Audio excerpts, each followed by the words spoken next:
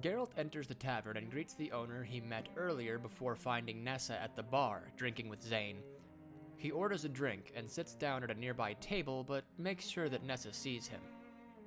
As the bartender hands Nessa and Zane their shots, she notices Geralt at the corner of her eye.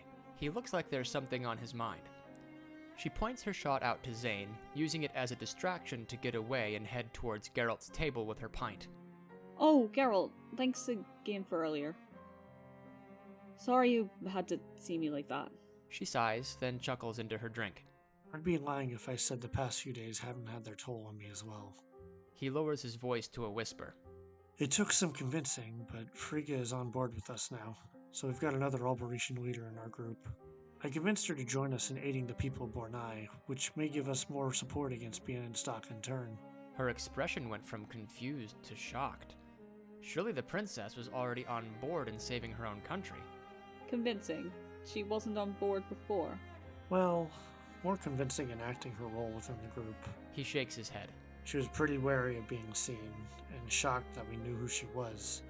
She didn't even know Signer was alive. That honestly doesn't surprise me. She did flee Alberic as soon as things got more serious. As soon as Ragnar Ferox fell, she was gone. She took a sip, then continued. I don't like to talk shit, but you should have heard how people spoke of her regarding her departure. People were calling her a traitor to the throne and such. That can be a lot of pressure for someone.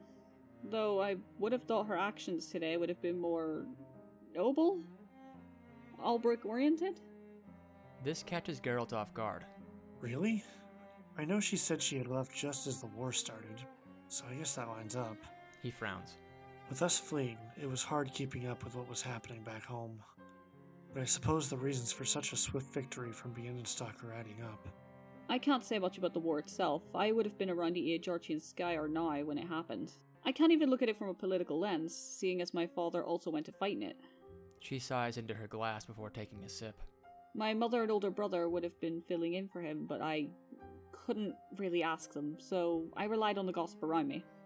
She ponders a bit, tracing the rim of her glass. Say, what was your opinion on her fleeing initially? Geralt looks away, avoiding eye contact with Nessa. My father and I fought to defend Ragnar Ferox as well, but unfortunately we had to flee. My brother helped escort our family out of the city borders. He sighs. I am honestly not much in a position to judge her.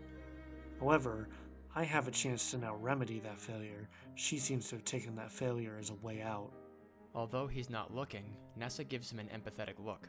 I'm sorry about what your family has been through.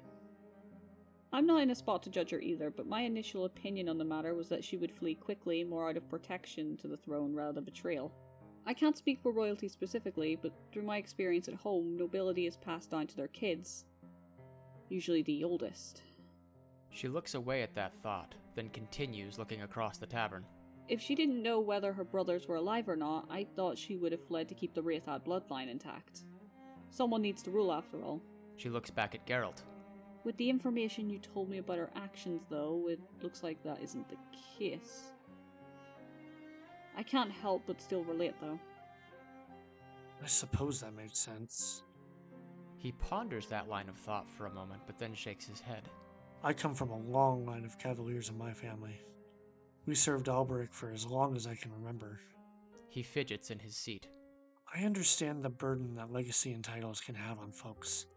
That's why my brother becoming a mercenary was such a shakeup. It ended up saving my family in the end, though.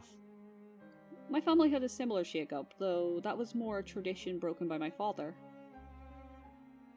The Brodricks come from a line of knights, originating from the founding of Alberic.